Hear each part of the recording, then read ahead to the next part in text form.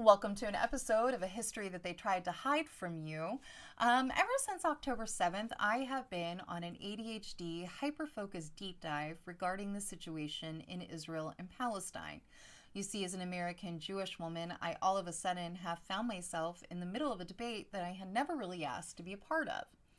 But I also now know that as a member of the Jewish faith, it is absolutely my responsibility to speak on. So before speaking on my opinion, I wanted to be sure and form a well-rounded and well-researched view on the topic. And much to my community's dismay, the more research I have done, the more pro-Palestinian I have become.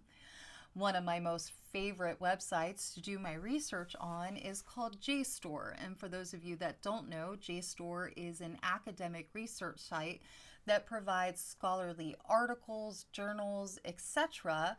to academic professions, scholars, and students. They also offer logins to the general public, so I highly encourage that you go to this website, sign up for your own account, and do your own research.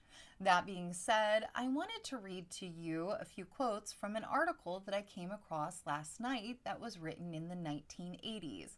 As always, I will drop the link to this document in my link tree. I highly encourage you to go read it yourself and develop your own opinion.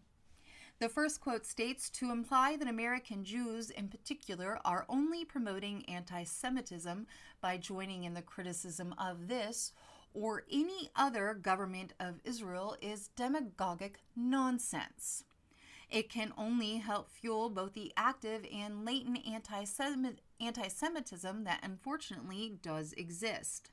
What Mr. Koch was doing was a good deal more than speaking up for Israel. He was lashing out at fellow Americans who are Jews and who, while are also revolted by Arab extremism and terrorism, do not share the mayor's apparent down the line unquestioning support of the course the Israeli government has been following. In suggesting that we American Jews who differ with the Israeli government are craven or worse, Mr. Koch is doing a deep disservice to the American democracy he believes in and to the Israeli democracy he hopes to create." The next quote came from a U.S. Senator after his visit to the Middle East in 1979. He concluded that the new Israeli policies were not in America's best interest.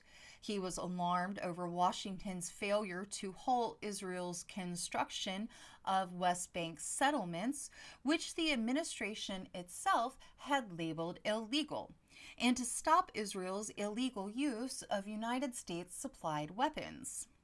Beyond this, McCluskey raised a provocative question. Does America's Israel lobby wield too much influence? In an article for the Los Angeles Times, he wrote, "Yes, it is an obstacle for Middle East peace. If the United States is to work effectively toward peace in the Middle East, the power of the lobby must be recognized and countered in an open and fair debate." I had hoped that the American Jewish community had matured to the point where its lobbying efforts could be described and debated without raising the red flag of anti-Semitism. The United States Senator who quoted this went on to be questioned throughout the United States government, much as the squad is being questioned right now, and ultimately he was pushed out due to the lobby's ever-evolving power in our government. Does this sound at all familiar? At all? This was written in the 1980s.